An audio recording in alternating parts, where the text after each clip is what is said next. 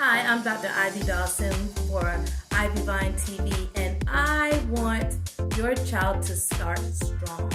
Want to find out what I'm talking about? Stay tuned.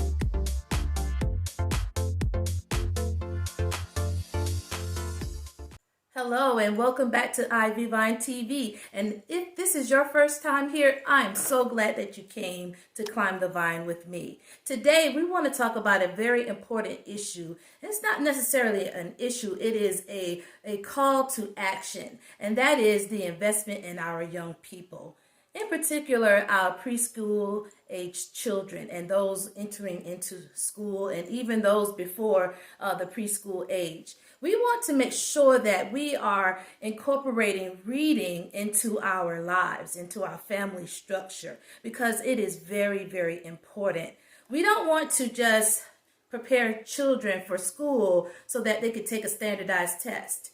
My mission is to make sure that our children are lifelong learners and that they have the equipment that they need to succeed in life. So we're going to prepare them early to be successful in life, and reading is one of those ways that we can get the ball rolling. And so we're going to talk about several ways to get an active reading culture in your home. When you begin to read a book, in particular a new book to your child, talk about the cover first. Ask the child what do they see on the cover as far as picture wise, and if they have, and you can also press to see what do you think this book is about. If you see these things on the cover, you could ask questions about colors. What colors do you see, or letters? See, you can expand that into a variety of strategies right there. Not just you reading to the child, but you engaging the child, captivating what they already know and prepping them for what they're about to know. We do that strategy with older children, but when you're reading to your preschooler, you can incorporate that same strategy, but on their level. So when you get your cover, look at the cover of the book. You can ask them about certain letters that they are recognizing, colors that they may see, whatever the graphic or image is on the cover, and you can talk about those things. Read daily to your child. Now, if you are reading daily to your child, great, you are on the right road.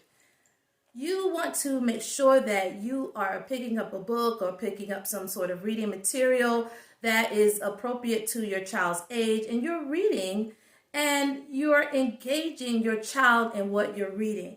It is very important to incorporate reading in your family structure. I can recall as a child watching both of my parents reading, and then they read to me, and my parents invested in my education early on with the incorporation of a library in my home, in my room.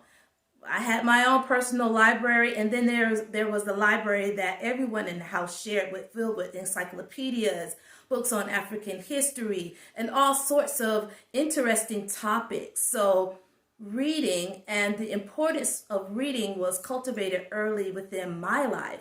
And now that I have a preschooler, that same strategy is carrying on into my home with my daughter. She already has a book collection. She's had her books collection even before she was born, where what books I was buying, and of course other family and friends were beginning to buy for her. So she already has the culture of reading in her home, and she knows that once a day we are going to read, even sometimes more than once a day, we are going to read a book. Now, your story time does not have to be right before bed. It could be at any point during the day. The important thing is for you to read to your child.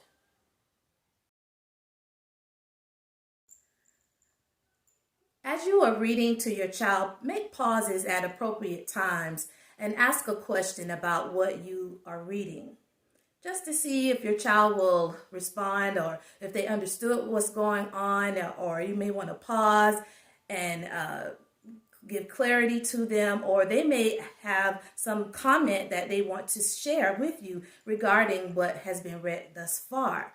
So that is a good way to engage your child. At appropriate times, pause and ask a question. All right, as you're reading and you've read your book to your child, it's time to do a little field trip. It is time to make a connection. And you can do that with simple things around the house or outside of the home, or if you go shopping and you read something about a child going to the grocery store, and there you are in a real life grocery store, you are making a connection. You start to talk about the book you read and then the connection of being in a real life grocery store. A great example of this is if you're reading A Very Hungry Caterpillar, and you go outside and your child sees the caterpillar, or they may see a butterfly, and then that is your moment to say, hey, yeah, remember when we read the story? And then you can talk about the story, and then you can talk about, wow, we're looking at this real life butterfly. I'm telling you, what you are doing there is going to be an amazing thing to stir up your child's learning and their hunger to learn and to want to learn more. And that's what we're trying to do in this Strong Start. We want your child to make the connection with the book, make a connection with the real world. Older students are taught to make connections. I want preschoolers to make connections as well. So we are going to reach them on their level of development. A wordless book is another great investment into your child's learning. A wordless book is simply what that is, a book with a picture or pictures and no words. That can spark up the imagination of your child. When you present this book to your child is going to create the story based on the picture that he or she is examining. And so that is going to be a great way for them to start thinking and for them to tap into their own imagination and higher thoughts. And yes, you're doing it simply by just looking at a picture and just watching what they have inside of them already, watching that just unfold. And it is so important for our little people to just learn to be visionary and to have an imagination and put that imagination to a positive use. So there you have it. Some simple ways to engage your child into reading and incorporating reading into your family structure. If you like videos like this, let me know in the comments so that I can produce some quality videos that's going to enrich not only your life but your child's life as well. Don't forget to subscribe and hit the notification bell. Until next time, bye-bye. The Very Hungry Caterpillar. So Zoe, is it daytime or nighttime on the picture? Nighttime! Very good. In the light of the moon, a little egg lay on a leaf. Zoe, point to the egg. Point to the egg. Where's the egg? On the leaf. On the picture. Zoe, look at this picture. I'm on the next page now. Is it daytime or nighttime? Daytime! Very good. On Wednesday, he ate through 3 Bombs! but he was still hungry. Bombs! On Thursday, Zoe, he ate through how many strawberries? 1, 2, 3, 4. Yes, 4 strawberries. Hungry. Let's turn the page. On Saturday, he ate through 1 chocolate cake. 1. Apple. 1. What's that? Pickle! Pickle. One. Pickle. Okay, after the pickle, what's this one? Cheese. All right, one. Salami. One.